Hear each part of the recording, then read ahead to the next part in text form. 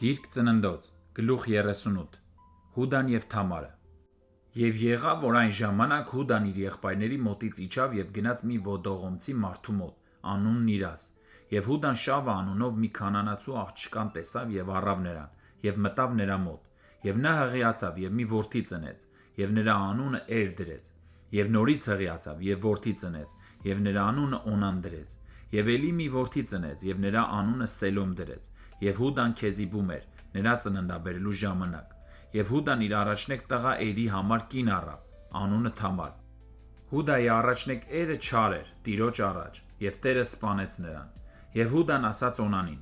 «Մտիր քո եղբոր կնոջ մոտ և կատարիր տեկրության պարտքդ, և քո եղբոր համար սերունդ ունեցիր»։ Եվ Օնանը գիտեր, որ սերունդն իրենը չի լինելու, դրա համար էլ երբ իր եղբոր կնոջ մոտ էր մտնում, սերմը գետին էր թափում, որ իր եղբորը սերունդ չտա։ Եվ այս բանը, որ նա անում էր, չար երևաց Տիրոջ առաջ, և նա նրան էլ սպանեց։ Այն ժամանակ Հուդան իր հարս Թամարին ասաց.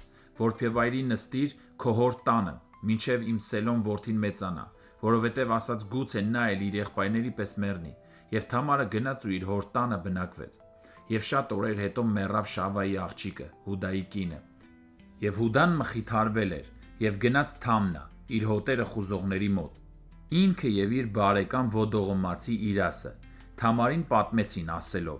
«Ահա քո սկեսրայրը դեպի Թամնա է դուրս եկել իր ոչխարները խուզելու»։ Նա էլ իր որբևայրության հագուստը հանեց իր վրայից, քողով ծածկվեց, փաթաթվեց և Թամնայի ճանապարհին եղող Ենայիմի մուտքի մոտ նստեց, որովհետև տեսավ, որ Սելոմը մեծացել էր, բայց իրեն նրա համար կնության չառան։ Երբ Հուդան տեսավ նրան, բոզ կարծեց, որովհետև երեսը ծածկված էր, և ճանապարհին դեպի նա դարձավ և ասաց. «Խնդրում եմ, թող քեզ մոտ մտնեմ», որովհետև չգիտեր, թե դա իր հարսն է։ Ասաց. «Ի՞նչ կտաս, որ ինձ մոտ մտնես»։ Նա էլ ասաց. «Ես մի այծի ուլ կուղարկեմ հոտերից»։ Ասաց. «Իսկ գրավ կտաս մինչև ուղարկելդ»։ Եվ Հուդան ասաց. «Ի՞նչ գրավ տամ քեզ»։ Եվ նա ասաց. «Քո կնիքը և ժապավենը և գավազանը»։ Նա էլ տվեց նրան և մտավ նրա մոտ։ Եվ Թամարը հղի մնաց նրանից։ Եվ վեր կացավ, գնաց իր վրայից հանեց քողը և իր որբևայրության հագուստը հագավ։ Եվ Հուդան այծի ուլն ուղարկեց իր բարեկամ Ոտողոմացու ձեռքով, որ այն կնոջ ձեռքից գրավն առնի, բայց սա չգտավ նրան։ Այնտեղի մարդկանց հարցրեց, ասելով. «Ո՞ւր է այն բոզը, որ Ենայիմի ճանապարհին էր»։ Եվ նրանք ասացին. «Այստեղ բոզ չկար»։ Եվ նա վերադարձավ Հուդայի մոտ և ասաց. «Չգտա նրան»։ Եվ այնտեղի մարդիկ էլ ասացին, թե այստեղ բոզ չկար։ Եվ Հուդան ասաց. «Թող իրեն լինի, միայն թե խայտառակ չլինենք։ Ահա ես այս ուլն ուղարկեցի, իսկ դու չգտար նրան»։ Եվ եղավ, որ 3 ամիս անց Հուդային պատմեցին, ասելով. «Քո հարս Թամարը պոռնկացել է, նաև ահա պոռնկությունից հղի է»։ Այն ժամանակ Հուդան ասաց. «Հանեցեք նրան, նա պետք է այրվի»։ Երբ նրան դուրս էին հանում, նա գրավներն ուղարկեց իր սկեսրայրին, ասելով. «Ես այս իրերի տիրոջից եմ հղի»։ Նաև ասաց.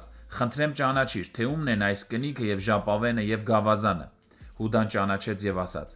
«Նա ինձնից արդար է, որովհետև նրան չտվի իմ որդի Սելոմին»։ Եվ այլևս չգիտեցավ նրան։ Եվ եղավ, երբ նա ծննդաբերելու վրա էր, նրա արգանդում երկվորյակներ էին։ Եվ եղավ, որ երկունքի մեջ մեկը ձեռքը մեկնեց և մանկաբարձը նրա ձեռքին կարմիր թել կապեց, ասելով.